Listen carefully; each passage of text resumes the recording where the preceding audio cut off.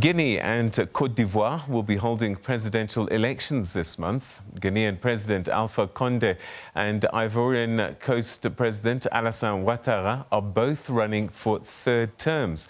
Analysts say that this is a worrying sign that indicates possible abuse of office and deep problems with democracy in some parts of the African continent.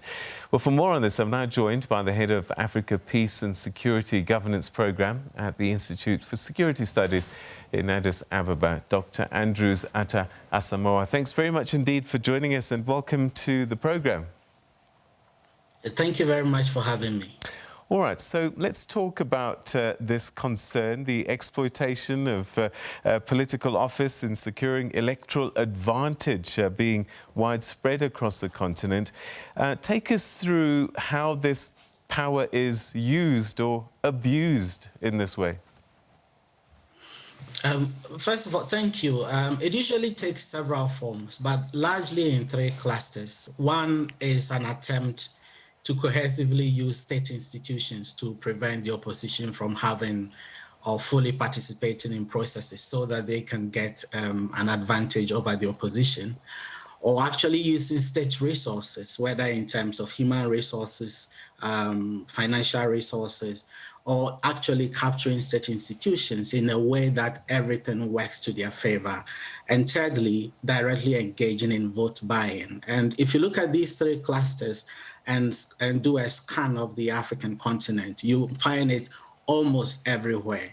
It's almost such that if you are an opposition party, you get into a political field, and it's almost guaranteed that it's not level, because it's almost like you are in a game in which all the factors favor one side at the expense of your participation. All right, we'll talk about the possible outcomes. I'm just curious to understand, is there a confusion in some countries between the ruling party as a party and government that is filled by the ruling party? In other words, separation of party and government, and that this could contribute to governments abusing their powers when it comes to party issues such as elections? Precisely. In many African countries, the presidency has so much hold and sway on almost everything.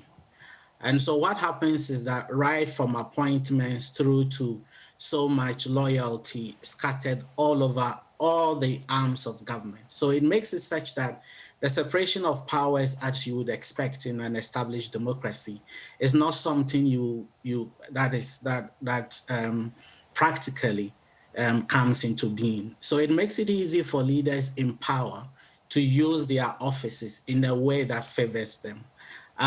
In many countries, the president is almost like an imperial presidency. So when one comes into government, he has so much control in terms of appointments right up to the grassroots. What that makes the leader, it gives him so much power to be able to then almost use all the elements of the state to his advantage. So in most cases, you don't really see that separation.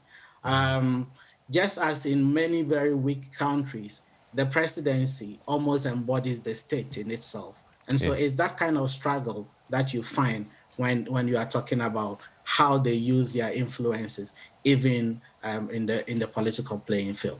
All right, I'm going to ask you this question, but I suspect we already know the answer.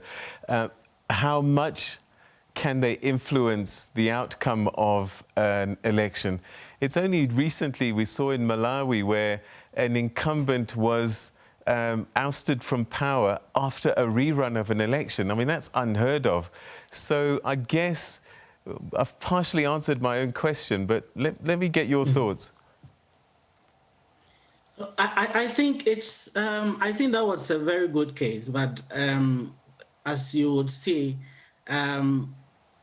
it's almost as if they have absolute control in almost all these cases, and so that was a good case for us to learn from just as you answered, because from use of state institutions to state security apparatus to almost everything, it's so once they are in office to be able to have systems that say the elections were not legitimate, we have to reconsider your position, is something that we need to consider as a milestone, actually. So let's talk about institutions such as the African Union. I mean, they have protocols about elections, minimum standards of what an acceptable election should look like. Why do you think that with all of these protocols, rules in place, and even observers sometimes who go to these elections, we still see this abuse of power?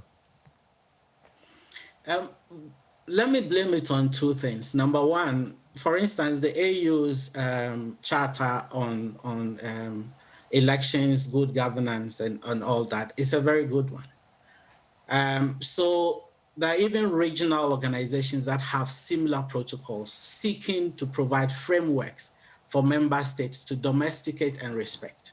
So the first challenge is that, international protocols like that are only relevant to the extent that member states buy into them, domesticate them, and use them and respect them as such. The challenge the AU Charter has is that it has all the relevant provisions, but member states are yet to domesticate and respect them in a way that we want them to. Number two is that when all these happens, you then need at the national level, many of these to translate into institutions. So when these do not happen, then you will have all the protocols all you want, but then you will not have them changing anything at the grassroots. It's also difficult for the AU to sometimes force member states or to find themselves trying to be seen so much to be involved in things that are happening within member states, particularly when they have the perception that there's a functioning government in place. So those are some of the challenges for not just the AU, but all the regional institutions that are providing some of these frameworks to improve democratic governance in Africa. All right, perhaps in conclusion, what can the electorate do about this? Social media, I think, has been playing a role more and more. I think social media gives us the opportunity to be a bit more active and vigilant in making sure that we are not taken for granted. And at the end of the day, it's not just about, having the freedom to say what you want to say. I think at some point, we need to work on crystallizing some of these things we push for into laws and getting them really into institutions so that we can all rally behind existing institutions to strengthen them, but believe also in our democracy. Sometimes it is our apathy that provides the room for existing leaders to actually exploit the situation the more. So apathy doesn't help. I think it provides for all of us to be involved, to be vigilant, to keep active, and to put them on their toes. That's the only way to get the best out of our existing systems.